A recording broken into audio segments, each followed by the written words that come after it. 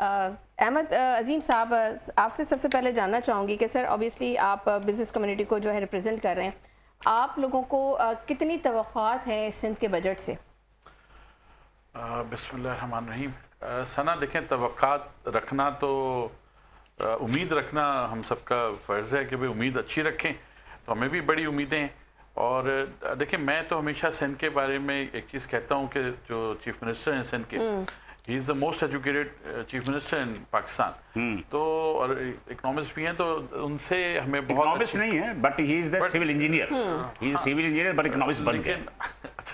बन गए, ठीक है, but he knows about the, he is civil engineer, he knows about the digit. तो हमें बड़ी उम्मीदें हैं कि ये भी हम जो सिंध का बजट आएगा, इसमें बिजनेस कम्युनिटी को बहुत रिलीफ मिलेगा।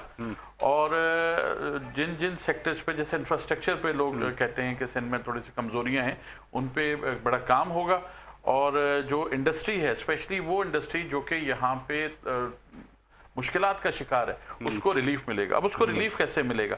लेकिन रिलीफ सबसे पहला कदम तो ये उठा सकते हैं हम लोग कि जो यूटिलिटी थेफ्ट है हमारे यहाँ, बिजली, पानी और गैस की चोरियां हैं, उन पे हम काबू पाएं, उनको हम पकड़ें, ताकि जो लोग उसका पूरा बिल दे रहे हैं वो इसको एंजॉय कर सकें और वो उससे मुस्तफीद हो सकें।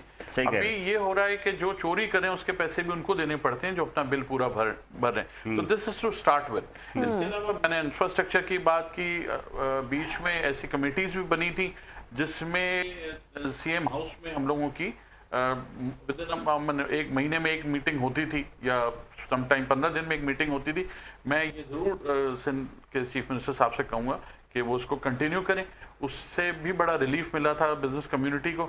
और लॉ एंड ऑर्डर सिचुएशन तो अल्हम्दुलिल्लाह आई फील के, मेरा ख्याल में as I see in Karachi, it's not bad. ठीक है, छोटे मोटे इंसिडेंट्स होते रहते हैं, सब कुछ है, लेकिन अल्हम्दुलिल्लाह जो हमने पास देखा उससे तो बहुत बेहतर है। आप लोग भी शोर करते रहते हैं, देखें शोर जब होगा तो हम शोर तो मचाएंगे, तो नहीं हो सकता कि हम चुप हो जाए, लेकिन उस पर काबू पाया गया। आप उसके बाद के इंसिडेंट्स देखें तो उसके बाद इंसिडेंट नहीं हुए, जिन लोगों ने किया उनको पकड़ा गया। और जो बिजनेस जिस एरिया में हुआ, वहाँ की जो बिजनेस कम्युनिटी है उसको लोगों ने विजिट भी किया, आईजी साहब ने भी किया, जो लॉ इन्फोर्समेंट एजेंसीज हैं उन्होंने भी विजिट किया और उनको यकीन दिलाया कि आगे ऐसे वाकयात नहीं होंगे। तो this is all we want.